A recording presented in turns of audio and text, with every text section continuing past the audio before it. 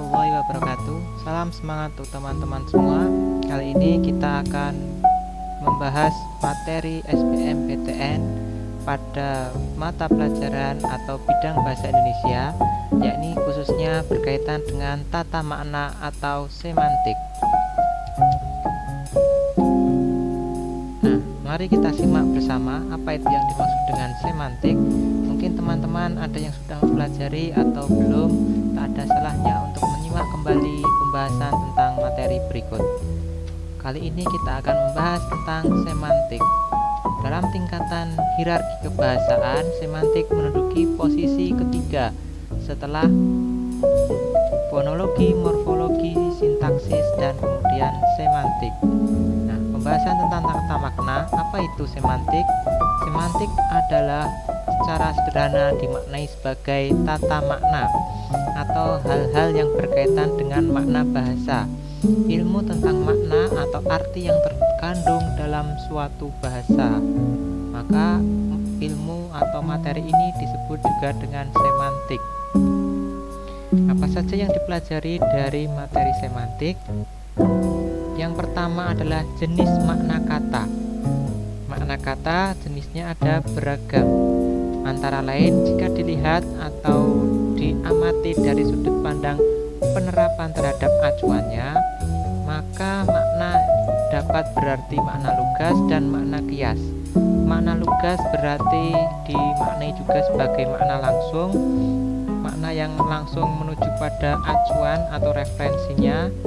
Sedangkan makna kias adalah makna yang tidak sebenarnya atau acuannya tidak sesuai dengan hal yang bersangkutan atau sebenarnya. Contoh dari makna lugas dan makna kias. Makna lugas jika dicontohkan misalnya ada kata kaki, berarti bisa dimaknai seperti kaki ayam, kaki harimau. Kaki di sana benar-benar kaki. Sedangkan makna kias maknanya agak berbeda dari makna referensinya. Sebagai contoh misalnya ada kaki meja, kaki langit, kaki gunung. Kita ambil contoh satu, misalnya kaki gunung. Yang dimaksud kaki gunung tentu bukan berarti gunung memiliki kaki, tapi adalah bagian bawah dari gunung tersebut, misalnya lembah atau lereng gunung dan seterusnya. Kemudian jenis makna kata yang berikutnya, jika dilihat dari ada tidaknya makna tambahan, maka yang pertama adalah makna denotatif atau makna referensial. Ini berkaitan juga dengan makna lugas di pembahasan sebelumnya. Dan yang kedua adalah makna konotatif atau makna yang memiliki nilai rasa tertentu, sedangkan denotasi tidak ya. Jadi kalau konotatif memiliki nilai rasa, selain tidak mengandung makna sebenarnya juga memiliki nilai rasa tertentu. Nilai rasa di sini misalnya nilai rasa yang positif atau nilai rasa yang negatif. Kita ambil contoh sederhana, misalnya kata mati. Kata mati di sini adalah makna denotatif atau makna referensial yang mengandung arti bahwa hilangnya ruh atau nyawa dari tubuh atau dari jasad, itu yang disebut mati. Tidak memiliki nilai rasa apapun. Tapi ketika kita memaknainya secara makna konotatif atau makna konotasi, kita ambil contoh misalnya kata gugur dan kata tewas. Meskipun ketiga kata tadi, mati, gugur, dan tewas adalah arti yang sama, namun kata gugur dan kata tewas mengandung konotasi yang berbeda. Gugur berarti dimaknai sebagai makna konotasi positif atau mengandung nilai rasa yang positif, yang baik, karena kata gugur biasanya ditujukan bagi orang-orang yang baik, yang punya pengaruh positif, seperti pahlawan, gugur. Tapi beda ketika mengatakan kata tewas. Tewas meskipun artinya sama, tapi memiliki nilai rasa yang negatif. Misalnya ketika ada penjamret itu tewas dihakimi massa. Nah, kata tewas berarti ditujukan pada pihak atau orang yang tidak memiliki kontribusi positif bagi masyarakat. Nah, itu jenis makna. Berikutnya berdasarkan sifat unsur bahasanya ada dua, yakni makna leksikal dan makna gramatikal. Makna leksikal adalah makna yang sesuai dengan referensi alat indera. Secara sederhana dimaknai makna leksikal adalah makna yang sesuai di dalam kamus. Itu dimaknai makna leksikal, makna dasar. Sedangkan makna gramatikal adalah makna yang terjadi karena proses gramatikal atau proses tata bahasa. Misalnya adanya unsur tambahan afiksasi atau imbuhan, kemudian ada unsur kata ulang atau pengulangan, reduplikasi, dan seterusnya. Nah, contoh makna leksikal misalnya kata pohon. Pohon di sini adalah tumbuhan atau tanaman yang tumbuh di suatu tempat, misalnya definisi sederhananya seperti itu.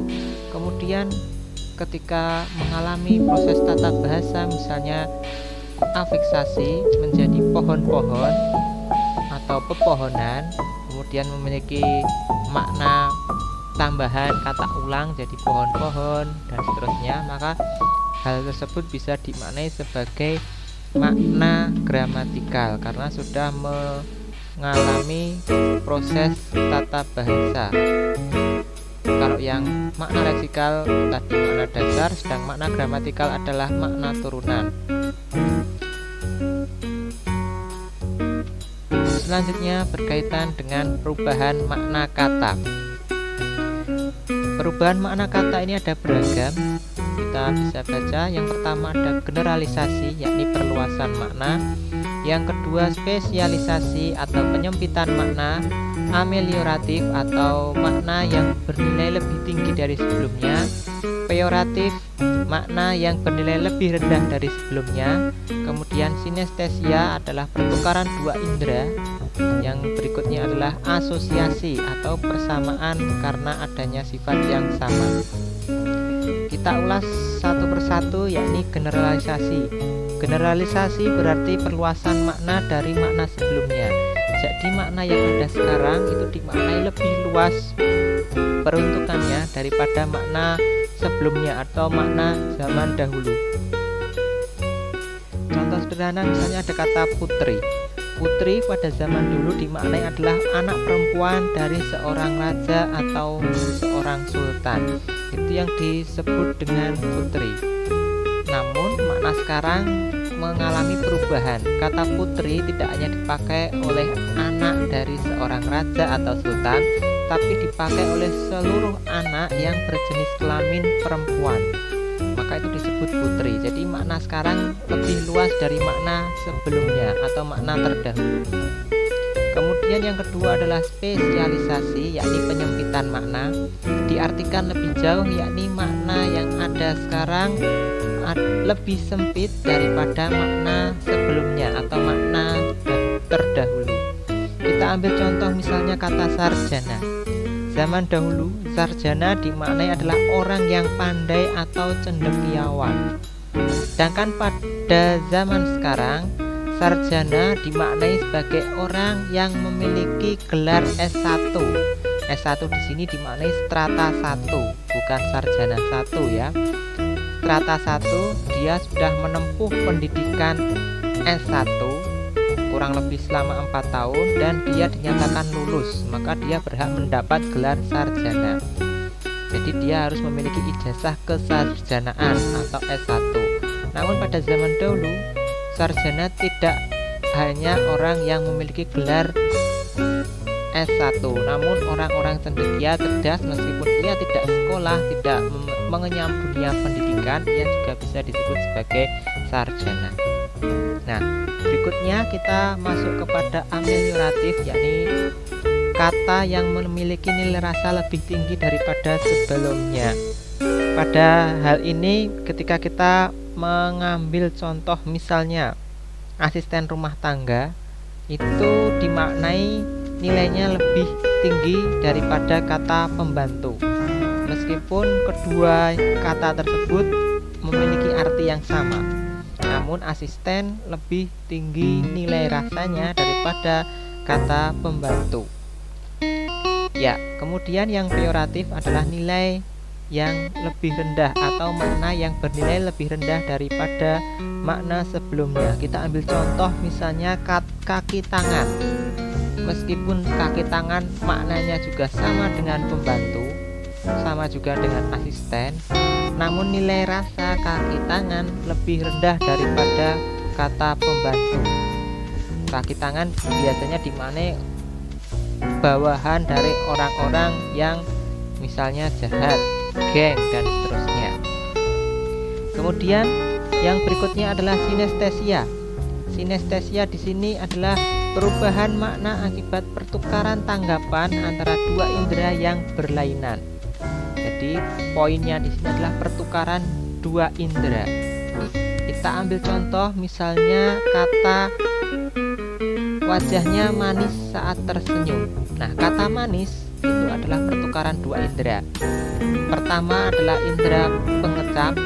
Manis itu biasanya indera pengecap, tapi di sini menjadi indera penglihatan. Manis. Kemudian juga contoh yang lain, matanya tajam saat menatapku.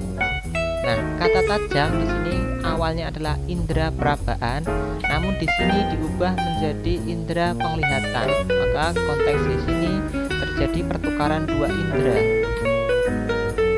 Yang terakhir adalah asosiasi, yakni persamaan sifat antara kedua hal. Atau istilah lain, perubahan makna yang terjadi karena persamaan sifat. Contohnya di sini misalnya nilai ulangan harianku merah. Kata merah di sini berasosiasi dengan nilai jelek atau tidak baik. Nah, kata merah itu sebenarnya warna, tapi di sini diasosiasikan warna merah adalah warna bukti bahwa nilai itu jelek atau tidak baik. Nah, ini yang disebut dengan asosiasi. Nah, dari keenam hal tersebut, ini sub bidang atau sub bagian semantik di konteks perubahan makna kata. Selanjutnya kita membahas tentang hubungan makna kata yang satu dengan yang lainnya. Yang pertama ada sinonim atau persamaan kata. Kedua ada antonim, perlawanan kata. Ketiga homonim, yakni tulisan dan bunyinya sama namun artinya yang berbeda.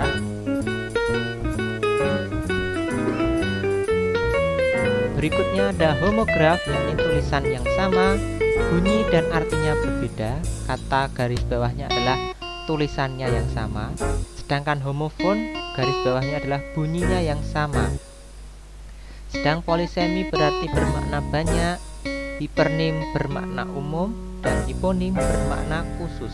Kita bahas satu persatu dari kata sinonim. Kata sinonim pasti sudah dipelajari oleh teman-teman dari awal, bahkan saat SD teman-teman mungkin sudah mempelajari. Hanya saja nanti ketika muncul di soal, tentu kosakata yang dipakai akan semakin tinggi atau semakin rumit atau semakin langka digunakan.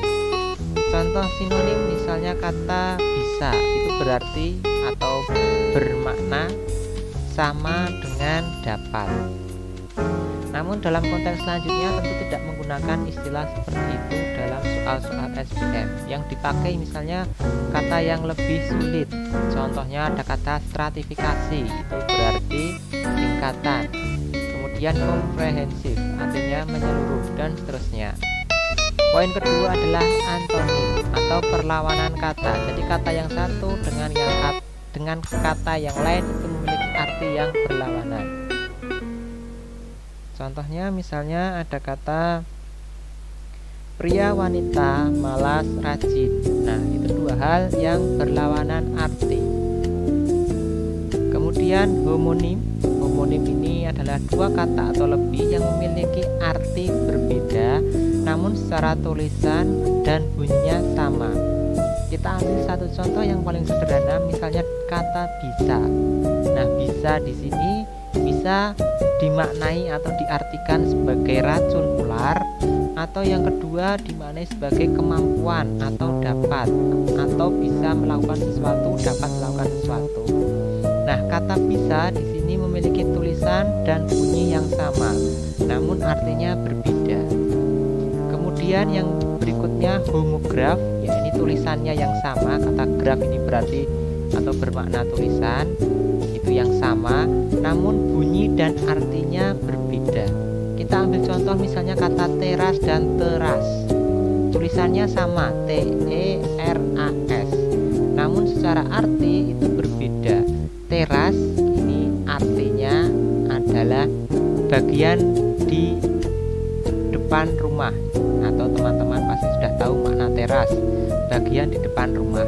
Kemudian contoh berikutnya tadi teras menggunakan huruf vokal E. Jika diartikan itu menjadi pejabat tinggi. Jadi secara tulisan sama, namun secara arti berbeda. Berikutnya homofon. Dari kata fon itu artinya bunyi, maka dalam konteks ini adalah tulisan yang berbunyi sama, dua kata atau lebih yang berbunyi sama, namun secara tulisan dan secara arti berbeda. Kita ambil contoh misalnya kata sanksi. Sanksi yang satu S-A-N-G-S-I, sanksi pakai G, yang satu lagi S-A-N-K-S-I, sanksi. Secara bunyinya sama namun secara arti berbeda. Jika sanksi menggunakan huruf NG itu berarti atau bermakna ragu. Sedangkan kata sanksi S-A-N-K-S-I itu bermakna atau berarti hukuman. Nah, secara bunyi sama namun secara tulisan dan secara arti berbeda. Atau contoh lain yang lebih sederhana, misalnya kata bank, B-A-N-K dan B-A-N-G. B-A-N-K itu berarti bank, tempat untuk menyimpan uang, sedangkan B-A-N-G adalah bank, sebutan untuk kakak laki-laki atau orang yang lebih dihormati, orang lebih tua yang dihormati dan ia berjenis kelamin laki-laki, maka sebutannya bank. Nah, ini yang disebut dengan homofon, hubungan makna kata. Berikutnya kita masuk pada polisemi, yakni kata yang bermakna banyak. Nah, ini banyak contohnya, kita ambil satu misalnya tadi ketika kita menggunakan kata kaki. Tadi ada kata kaki gunung, kaki meja, kaki bukit, kemudian kaki tangan dan seterusnya. Itu bermakna polisemi. Kata kaki bermakna banyak. Kemudian contoh lain misalnya ada kata kepala. Kepala ini bisa diartikan misalnya anggota tubuh bagian atas disebut kepala, atau kepala yang bermakna pemimpin, ketua, misalnya kepala sekolah, kepala lembaga, atau bagian yang berada di sebelah atas, misalnya kepala gedung, kepala kantor, dan seterusnya. Berikutnya kita masuk pada kata hipernim dan hiponim. Hipernim ini kata yang bermakna umum, ini kaitannya dengan hiponim, yakni kata yang bermakna khusus. Kita ambil contoh misalnya kata bunga dan mawar. Nah, maka dari kata itu bunga dan mawar, bunga dimaknai sebagai hipernim karena maknanya lebih umum daripada mawar yang maknanya lebih khusus. Bunga nanti bisa lebih banyak jenis bunga, maka bisa disebut hipernim. Sedangkan mawar, melati, anggrek, dahlia, dan lain-lain bermakna hiponim.